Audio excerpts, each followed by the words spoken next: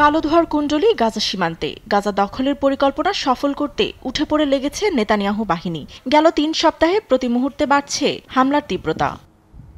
রোববার সীমান্তে দেখা যায় ভারী ট্যাঙ্ক প্রবেশ করছে উপত্যকায়। এছাড়াও ত্রাণবাহী খালি ট্রাক ফিরে আসে। সোমবার গাজার নগরীতে বেড়েছে আইডিএফের হামলা। আবাসিক ভবনে বিমান হামলায় ক্ষয়ক্ষতি এখন নিত্যদিনের চিত্র। রাস্তার পাশে কালো ধোঁয়া উড়তে দেখা যায়। গাজা নগরীতে তীব্র হচ্ছে ইসরায়েলি বিমান হামলা। শুক্রবার একে বিপজ্জনক যুদ্ধক্ষেত্র হিসেবে ঘোষণা দিয়েছে আইডিএফ। সেই সঙ্গে জোরদার করেছে উত্তর ও দক্ষিণ অঞ্চলের সামরিক অভিযান। গাজাবাসীকে উৎখাতে বোমাবর্ষণ ও বুলডোজার ব্যবহার করছে সেনারা। আবাসিক এলাকায় বিস্ফোরক রোবট ব্যবহার করে সরিয়ে দেয়া হচ্ছে বাসিন্দাদের। আমরা চলে যেতে বাধ্য হচ্ছে। আমরা যেতে চাইনি, কিন্তু গতকাল রাতভর একটি রোবট বিস্ফোরণ ঘটিয়েছে। প্রতিবেশীর মেয়ে আহত হয়েছে। বিস্ফোরণের আগুনে আমার বাড়ি পুড়ে গেছে। ঘর ছেড়েছি, কিন্তু কোথায় যাব জানি না।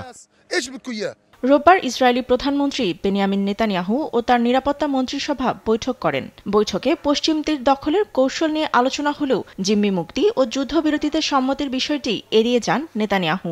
নিরাপত্তা মন্ত্রিসভার বৈঠকের সময় বাইরে বিক্ষোভ করেন জিম্মিদের পরিবার ও তাদের সমর্থকরা। আমরা দেখতে পাচ্ছি প্রধানমন্ত্রী হামাসের কাছে যে দাবি রেখেছে তা হামাস মেনে নিয়েছে। তবুও তিনি যুদ্ধবিরতি চুক্তি নিয়ে আলোচনায় রাজি না। তিনি গাজা দখল নিয়ে আলোচনা করছেন, যা আমার ছেলে সহ আরো ৪৭ জিম্মিদের ঝুঁকির মুখে ফেলেছে। সপ্তাহখানেকের মধ্যে পূর্ণাঙ্গ আক্রমণ শুরু করতে পারে ইসরায়েলি বাহিনী। এই লক্ষ্যে স্থলবাহিনী মোতায়েন জোরদার ও বেসামরিক নাগরিককে সরিয়ে নিতে আগ্রাসন বাড়িয়েছে IDF. Fatema Tasnim, news desk, দেশ টিভি।